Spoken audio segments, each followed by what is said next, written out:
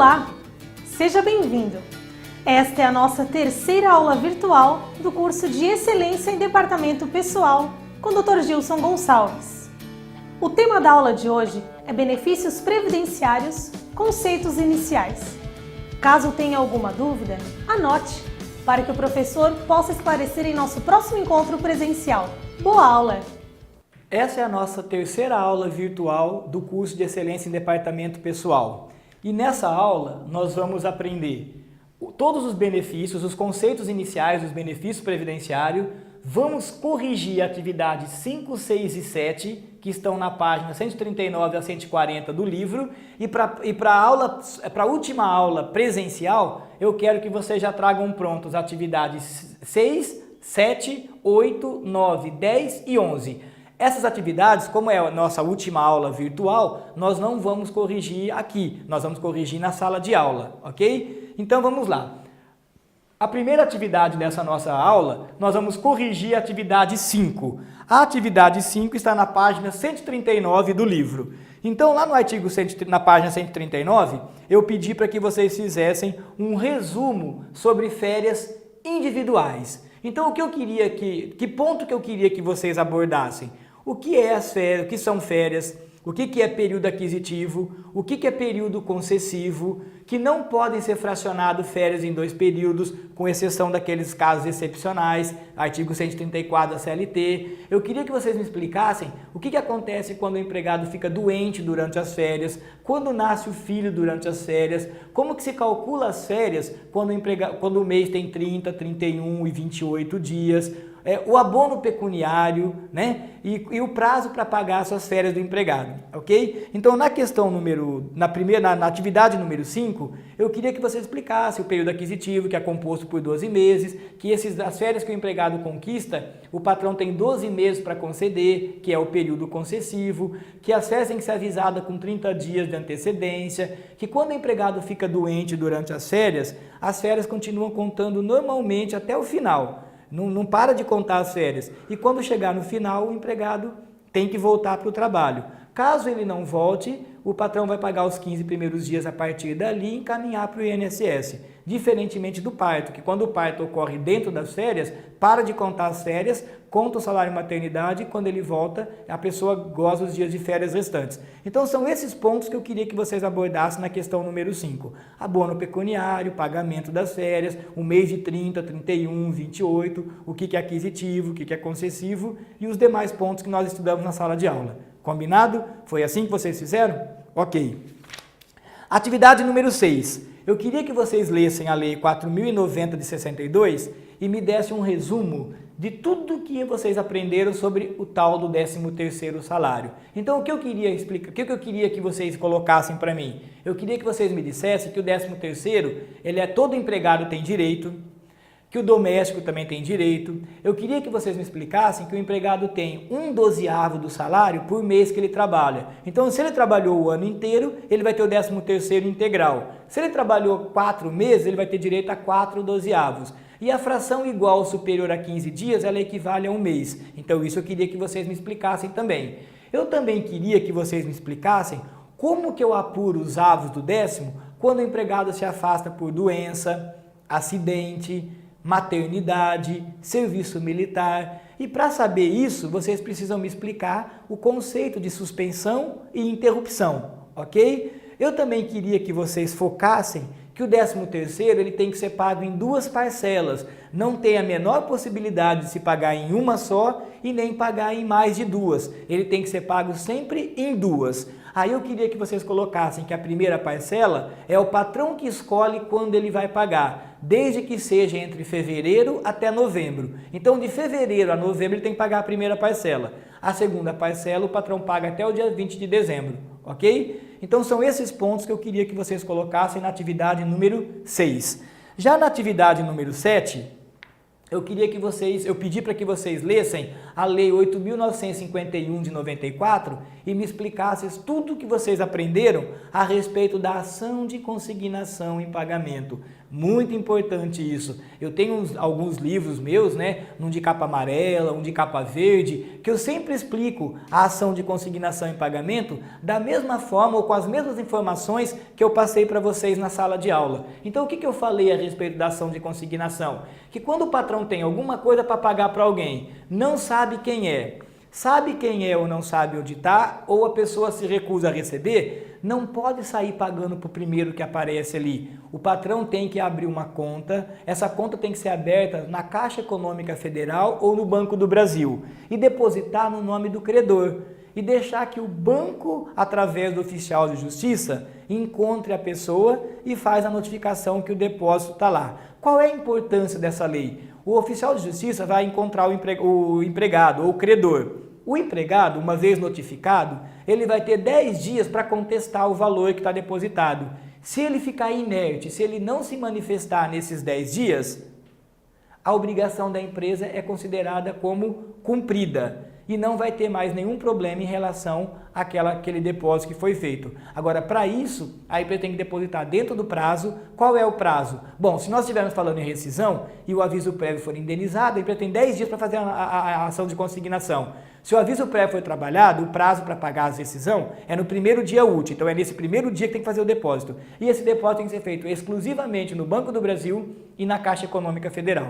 Combinado? Essas regrinhas da ação de consignação estão previstas na Lei 8.951 de 94. Caso vocês tenham mais alguma dúvida a respeito disso, vocês tragam para a sala de aula para a gente conversar melhor. Ok? Pois bem, então nós já corrigimos a atividade 5, 6 e 7. Vocês já vão levar pronta para a sala de aula da atividade 6 a 11. E o que nós vamos estudar na aula de hoje? Nós vamos estudar os conceitos que vai introduzir a gente no assunto de previdência, benefício previdenciário, ok? Então, quando a gente fala em benefício previdenciário, é importante que vocês saibam que a previdência ela é um clube.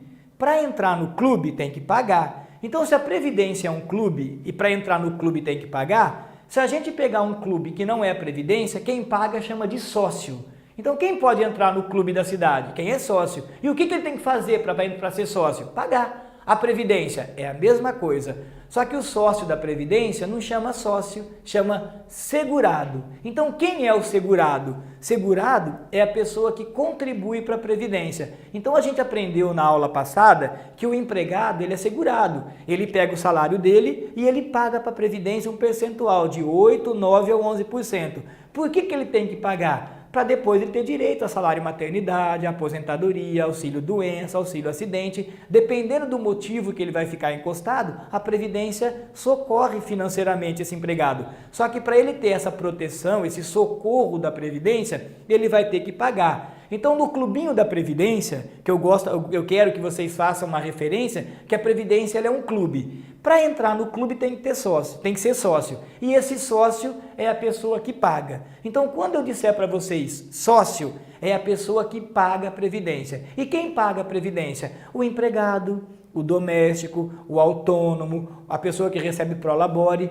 Quase todo mundo que exerce atividade remunerada ou atividade com fins lucrativos, ele é segurado obrigatório. Ele tem que pagar a Previdência e não tem escolha. Então, por isso que a gente chama de segurado obrigatório, porque ele não tem escolha. Agora, tem uma pessoa que pode recolher Previdência e não é obrigatório. Por exemplo, a dona de casa. Eu sou casado, eu recolho Previdência. Minha esposa não trabalha, então ela não recolhe. Então, se eu fosse casado e a minha mulher não trabalhasse, ela quisesse participar do clubinho da Previdência, ela também teria que recolher para a Previdência. Mas como ela não é empregada, como ela não vai recolher 8, 9, 11 do que ela ganha, porque ela não tem salário, porque ela não é empregada, ela recolhe na condição de facultativo, ok? Então, existem dois tipos de segurado. Obrigatório, que é o empregado, e o facultativo, que é a pessoa que não exerce atividade remunerada ou que não exerce atividade remunerada. Então, o pastor da igreja, o padre, o síndico de condomínio, esse pessoal não tem atividade remunerada, então eles não são empregados. Mas se eles quiserem se aposentar, a ter direito aos benefícios pagos pela Previdência, eles vão recolher na condição de facultativo. Então, existe o obrigatório e o facultativo, ok? O que importa é que o facultativo e o obrigatório eles são considerados segurados, porque eles pagam a Previdência. E se eles pagam a Previdência, eles vão ter direito aos benefícios que a Previdência dá ou que a Previdência oferece em determinadas situações, ok? Tem pessoas que não são segurados, mas são protegidos da Previdência. Vamos acompanhar isso aqui no quadro. Veja bem. Então, quando eu falo em segurado, é a pessoa que paga. Então, o segurado, ele paga o INSS. Tem pessoas que não pagam a Previdência, né? E também é protegido pela Previdência. A gente chama de dependente. Ó, dependente. Essa pessoa que é dependente, quando a gente fala em dependente, existe 3 tipos de dependente. Dependente do tipo 1, tipo 2 e tipo 3. Então, quais são os dependentes da primeira classe, da classe 1? Na classe 1 está o cônjuge e os filhos. Os dependentes da classe 2 são os pais. E os dependentes da classe 3 são os irmãos. Então vamos lá. É muito importante que vocês saibam que toda vez que existiu ou existir algum dependente da classe de cima, exclui o direito dos dependentes da classe de baixo. Não entendeu? Então vamos lá. Vamos pegar um exemplo. Eu sou casado e eu tenho mulher e filho. Se eu morrer, a minha mulher e meu filho recebem a pensão por morte. Por quê? Porque eles são dependentes da classe 1. Vamos supor que eu sou casado, não tenho filho. Se eu morrer, a minha mulher fica com a pensão por morte. Quando a minha mulher falecer, meus pais não recebem a pensão por morte. Porque eu disse para vocês que toda vez que tiver dependente da categoria de cima, exclui o direito das categorias de baixo. Então, quando eu morri, eu deixei a esposa. Ela recebe a minha pensão. Quando ela morrer, meus pais não recebem a pensão porque existiu alguém da categoria de cima. Então, quando que meus pais receberiam? Se eu falecesse e não tivesse nem mulher e nem filho. Daí meus pais receberiam o benefício porque eu não deixei nenhum dependente da categoria de cima. Então, toda vez que tiver deixado algum dependente da categoria acima, os de baixo não vai ter direito ao benefício. Combinado?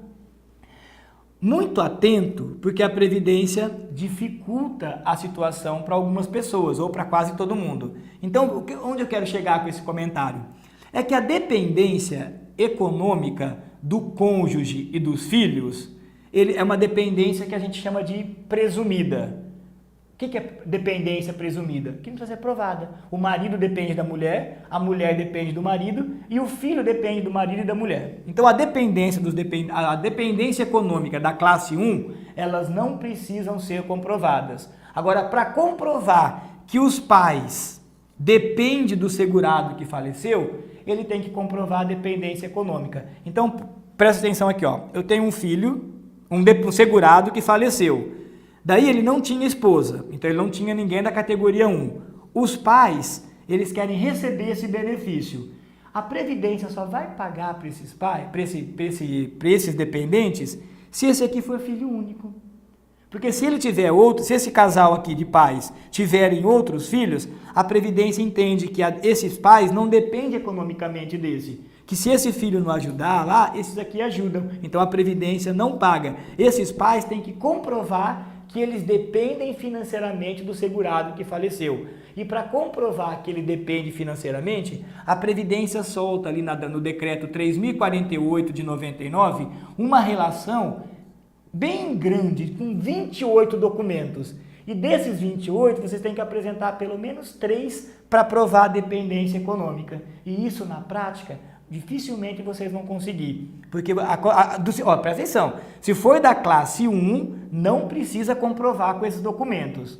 Porque a certidão de casamento e certidão de nascimento dos filhos já comprova a dependência econômica. Agora, quando a gente falar em pais e irmãos, nós temos que ter a dependência econômica. A dependência econômica é comprovada por esses documentos e esses documentos vocês vão perceber que na prática vocês têm que apresentar 3. Quando vocês vão pedir o primeiro, depende do segundo. Você vai no segundo, depende do primeiro. Vocês vão ficar rodando de um lado para o outro e não vai conseguir juntar aqui. Porque se vocês pedirem um, a Receita Federal pede da Previdência. Você vai na Previdência, eles pedem da Receita. Você leva que o dependente está na apólice do seguro, o seguro só vai entender que se estiver no imposto de renda também. Então, um vai dependendo do outro. Na prática, esses daqui, ó, dificilmente vão conseguir receber alguma coisa, a menos que seja pais de filho único, que não vai ter outros filhos para sustentar os pais, daí a Previdência entende que dependia exclusivamente desses. Agora, lógico, que se esses pais também trabalham como autônomo ou como empregado de alguém, ele não depende do filho, porque eles têm a renda deles. Aí a Previdência também não vai pagar. Então tem que ficar muito atento com isso. Para deixar benefício para dependente,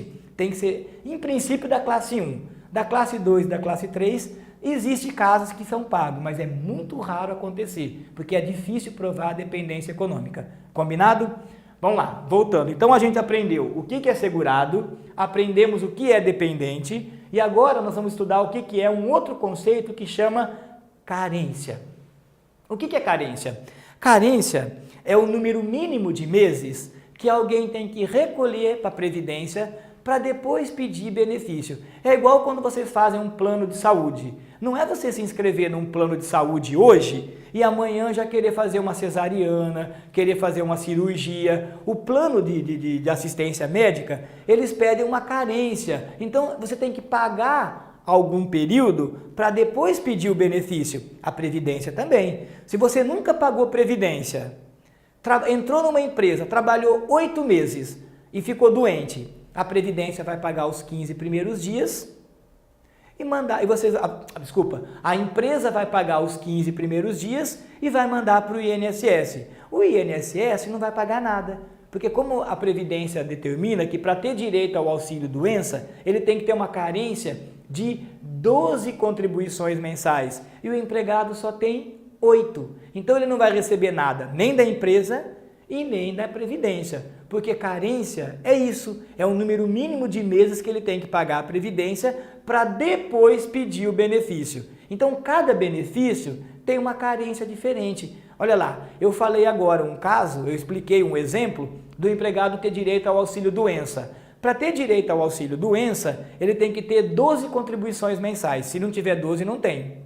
Para ter direito à aposentadoria, ele também tem que ter uma carência de 15 anos. Então, se ele não tiver a carência de 15 anos, ele também não vai ter direito à aposentadoria. Então, cada benefício tem uma carência diferente, ok? E tem benefício que independe de carência. Por exemplo, eu contratei um empregado que nunca trabalhou na vida. Ele entrou aqui na nossa empresa e trabalhou 1 mês e sofreu acidente de trabalho. Então, já não é doença, é acidente de trabalho, ele cortou o braço. A empresa vai pagar os 15 primeiros dias e vai mandar para o INSS.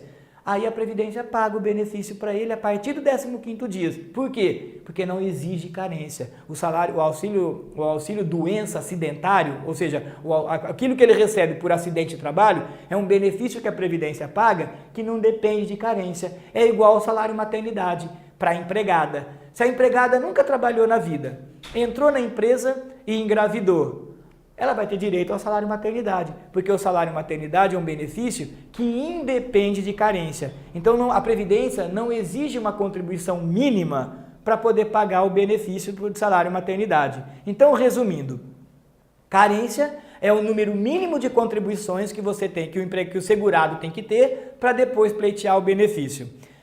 É o mínimo que ele tem que pagar para depois pedir.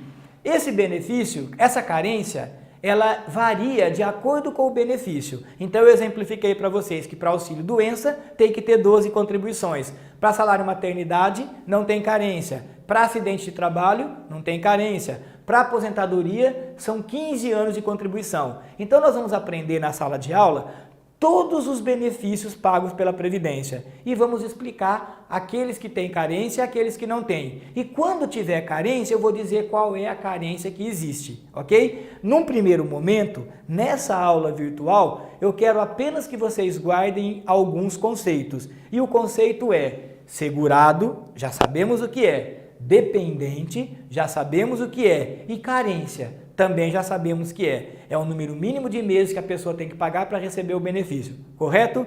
Na prática, nós vamos aprender na sala de aula. Eu só quero que quando vocês chegarem na sala de aula, esses conceitos introdutórios já estejam na cabeça de vocês bem fresquinho para facilitar o entendimento da aula, ok? Continuando então. manutenção da qualidade de segurado. É importante esse tópico. Veja bem, eu comecei essa aula falando a respeito da Previdência, que é um clube. Daí eu disse para vocês que quem paga o clube é o segurado. Então veja bem, se eu estou falando de qualidade de segurado, o que vocês acham que um segurado tem que fazer para continuar segurado da Previdência? O óbvio, tem que pagar. Então, enquanto ele está pagando a Previdência protege. A partir do momento que ele parar de pagar o INSS, a Previdência para de proteger o empregado, tá certo? Então, a manutenção da qualidade de segurado, ela se dá pela manutenção do pagamento. Então, se ele paga, a Previdência protege, ok? Existe um termo que complementa essa manutenção da qualidade de segurado, que chama período de graça. O que é esse período de graça? Período de graça acho que é bem isso que vocês estão imaginando, é um nome mesmo já é autoexplicativo. Período de graça é um período que vocês não pagam a Previdência e a Previdência continua protegendo vocês. Poxa, isso é bacana então. Eu paro de pagar e a Previdência continua pagando, me protegendo? Sim. Então, olha, sempre eu estou tentando buscar essa referência com o clube que eu falei para vocês. Pegue um clube normal.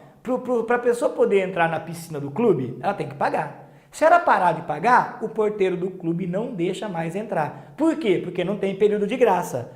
No clubinho da Previdência tem. Enquanto vocês estão pagando, vocês podem entrar. Parou de pagar, a Previdência deixa vocês entrarem mais um pouquinho. Vamos ver como que se calcula esse mais um pouquinho? Vamos acompanhar aqui no quadro. Veja lá, ó.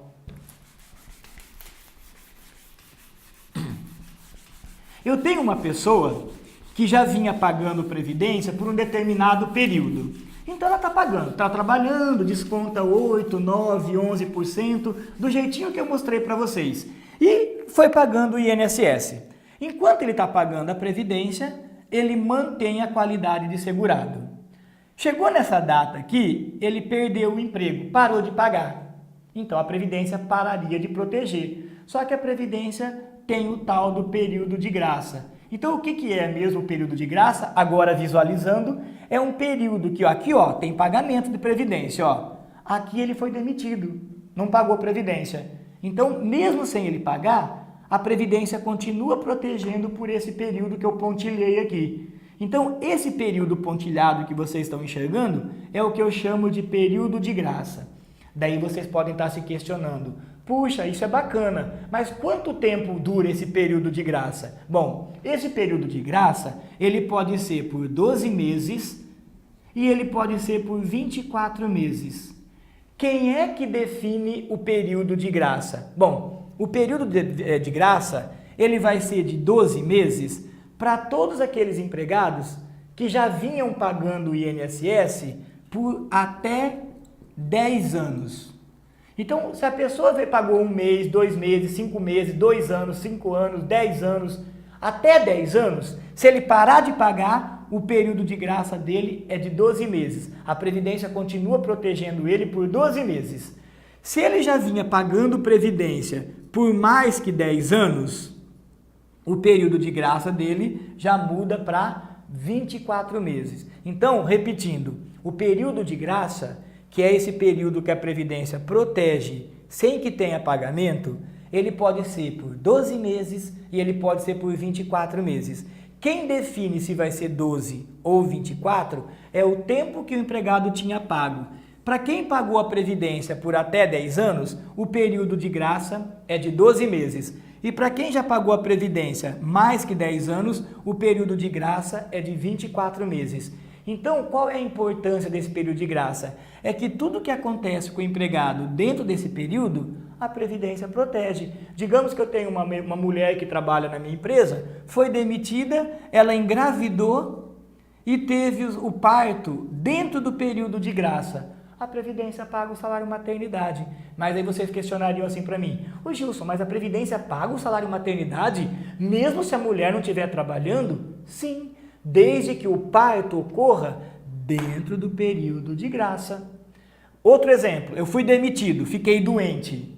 Eu não estou mais trabalhando, eu estou afastado da empresa. Mas se eu ficar doente dentro do período de graça, a Previdência também paga o auxílio doença, porque durante o período de graça, a mesma proteção que eu tinha quando eu estava pagando, a Previdência continua me dando. Então, por isso que é importante vocês saberem o tal do período de graça. Por isso que às vezes vocês questionam para mim, olha, eu tenho uma pessoa que não está trabalhando e teve filho, mas eu nem sabia que ela tinha direito a salário de maternidade e a Previdência pagou. Tá certo, porque possivelmente o parto dela, ela já pagou um dia, como ela pagou um tempo, ela provoca essa projeção e o parto ocorreu dentro dessa projeção. Então é uma coisa importante para que vocês saibam que isso aí pode, na prática pode ser útil para vocês ou para o empregado que vocês estiverem administrando. Combinado? Bom, o outro termo que a gente tem que pegar é um tal de salário de benefício. O que é esse salário de benefício? Bom, salário de benefício é um termo técnico que a gente usa, mas na sala de aula vocês vão perceber que eu vou falar que o salário de benefício ele é um bolo. É um bolo que a Previdência faz e desse bolo ela pega as fatias para pagar para o empregado. Exemplo, antes da gente falar a receita desse tal do bolo, né? Vamos só ilustrar a aula dessa forma. Veja bem, eu tenho um empregado que está recebendo um benefício, ele está trabalhando. Daí ele se afasta por auxílio doença. A Previdência faz um bolo e esse aqui ó, a gente chama de salário de benefício, que é o bolo, uma média que ela faz. É desse bolo que ela paga o benefício para ele. Então, se ele ficar doente, ele vai receber 91% desse bolo. Se o segurado pede aposentadoria por tempo de contribuição integral, ele vai receber 100% desse bolo. Se o empregado recebe aposentadoria por idade, ele vai receber 85% desse bolo. Se o segurado pede aposentadoria por tempo de contribuição proporcional, ele vai receber 70% desse bolo. Então, na verdade, esse bolo que eu estou dizendo, ele chama tecnicamente salário de benefício. E como que se calcula esse salário de benefício? Bom, a Previdência, ela teve que mudar a regra do cálculo de salário de benefício. Por que ela teve que mudar? Porque antigamente ela usava como regra, como cálculo, a média dos últimos 36 meses. Então a gente percebia que muita gente pagava o salário mínimo a vida toda. Quando chegava nos 3 últimos anos, eles aumentavam a contribuição para aumentar o bolo, o salário de benefício, para ter o percentual aplicado sobre um bolo maior. E a Previdência acabava sendo lesada, o dinheiro dela foi acabando, porque todo mundo pagava um salário mínimo, chegava no finalzinho ele aumentava a contribuição. A Previdência calculava o benefício com base nas últimas contribuições e o empregado não colocou tanto dinheiro assim, ele colocou só no finalzinho, o resto não era. Então a Previdência percebeu a jogada que as pessoas faziam, foi lá e mudou essa regra. E como é a regra agora? Essa regra é assim, ó. Ela não vai pegar mais dos últimos 36 meses. Ela vai pegar todo o período contributivo. Tudo que o empregado pagou, a Previdência vai considerar na hora de calcular o salário de benefício dele. Mas aí vocês perguntariam assim, nossa, mas tudo aquilo que o empregado pagou lá em 1980, 1985? Não, não é tão antigo assim. A Previdência vai pegar de julho de 94, então de julho de 1994 até o mês anterior ao que o empregado estiver pedindo. Então vamos exemplificar assim, ó. Eu tenho um empregado que vai pedir hoje auxílio doença. A Previdência vai fazer uma média, o salário de benefício, o bolo. Mas se ele está pedindo agora, né, no mês, vamos pegar um exemplo no mês de outubro, a Previdência vai fazer uma média de julho de 94 até o mês de setembro, porque é o mês anterior ao que ele está pedindo. Se ele está pedindo em outubro, o mês anterior é setembro. Então vai ser de julho de 94 até setembro de 2013, ok? Aí ela separa esse traço que eu coloquei aqui, ó, começando julho de 94 até o mês anterior. Como que a Previdência faz? Ela conta quantos meses tiveram dentro desse traço, desse período aqui, ó. 1, 2, 3, 300, 320, 400, 430. Quantos meses teve aqui? Digamos que ele teve daqui até aqui, teve X meses. Pode ser 100, 120, 130, 500, 600, 420, 340, X meses. A Previdência vai pegar esse X e vai calcular 80% desse número que eu coloquei aqui, ó. Então, daqui a aqui teve X. Ela vai pegar esse X e pôr aqui, ó, X. E quanto dá 80% desse número aqui? Vamos supor que 80% desse número aqui tenha dado 197. Daí a Previdência vai voltar dentro de todo esse período e vai pegar as 197 maiores contribuições. Então ela vai pegar as 197 aqui, ó. Tudo, só que ela pega em ordem decrescente. As maiores, se o empregado tiver as 197 lá no alto, o bolo dele vai ficar bem grande, então o benefício dele vai ser bem grande. Agora, pode ser que o empregado tenha valores grandes, mas tenha valores que ele pagou menos nesse período. Então, se ele fizer hora extra, se ele ganhar por fora essas coisas, não vai refletir que o empregado vai ser prejudicado. Então, ele tem que estar sempre recebendo isso na folha, para a empresa tributar a folha, para que isso não comprometa o benefício dele, tá certo? Então, nós vamos pegar aqui, ó, dentro desse período, as 197, soma tudo isso daqui, corrige e depois tem um total. Esse total, a Previdência vai dividir por 197 para achar a média de tudo que ele pagou. Essa média de tudo que ele pagou chegou onde eu queria. É esse o tal do salário de benefício, ok? Então, eu vou tentar dar números aqui só para exemplificar melhor, mas não tem problema. Esse assunto aqui também vai ser objeto da aula presencial. Então, na sala de aula, nós vamos fazer vários casos para calcular esse aqui. Eu só queria colocar um agora para vocês já terem ideia do que é o tal do salário de benefício. Então, presta atenção aqui, ó. Vamos imaginar que de julho de 94 até o mês anterior deu X. Só que agora eu não vou colocar X. Eu vou colocar um número exato. Digamos que daqui a aqui tenha dado 100 meses. Foi assim que eu ensinei, ó, 100 meses. Então, eu vou pegar o X e vou substituir por 100 meses. 80% de 100 já não vai dar 197. 80% do 100 vai dar 80. A Previdência vai voltar dentro das 100 e pegar as 80 maiores.